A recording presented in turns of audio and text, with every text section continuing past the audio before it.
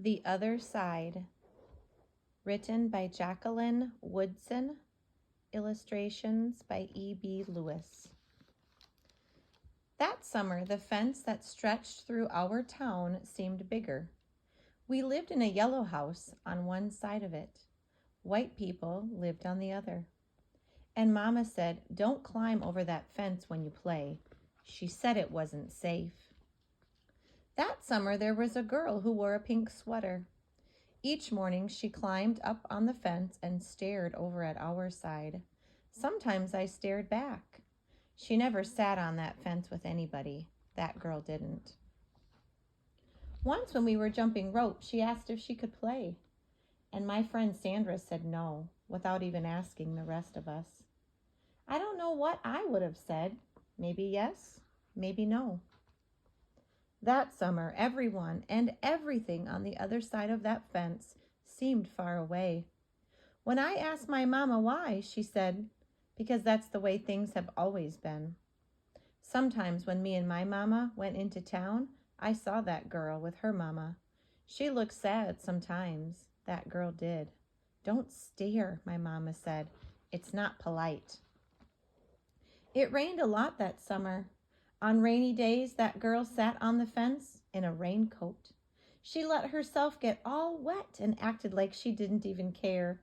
Sometimes I saw her dancing around in puddles, splashing and laughing. Mama wouldn't let me go out in the rain. "That's why I bought you rainy day toys," my mama said. "You stay inside here where it's warm and safe and dry." But every time it rained, I looked for that girl, and I always found her somewhere near the fence.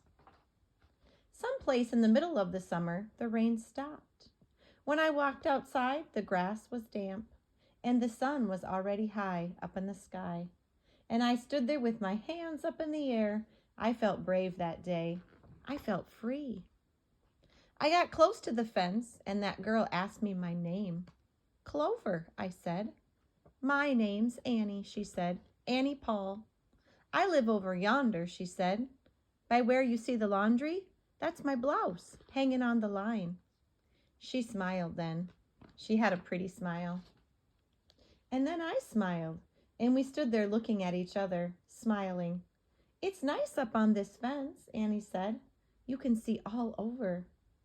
I ran my hand along the fence. I reached up and I touched the top of it. "A fence like this was made for sitting on," Annie said. She looked at me sideways. "My mama said I shouldn't go on the other side," I said.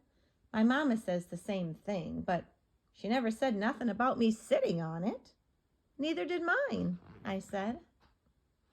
That summer, me and Annie sat together on that fence. And when Sandra and them looked at me funny, I just made believe I didn't care. Some mornings, my mama watched us. I waited for her to tell me to get down from that fence before I break my neck or something, but she never did. "I see you made a new friend," she said one morning, and I nodded and Mama smiled. That summer, me and Annie, we sat on that fence and watched the whole wide world around us. One day, Sandra and them were jumping rope near the fence, and we asked if we could play. "I don't care," Sandra said. And when we jumped, Sandra and me were partners, the way it used to be. When we were tired to jump anymore, we sat up on that fence, all of us in a long line. "Someday, someone's going to come along and knock this old fence down," Annie said. And I nodded. "Yeah," I said. "Someday." The end.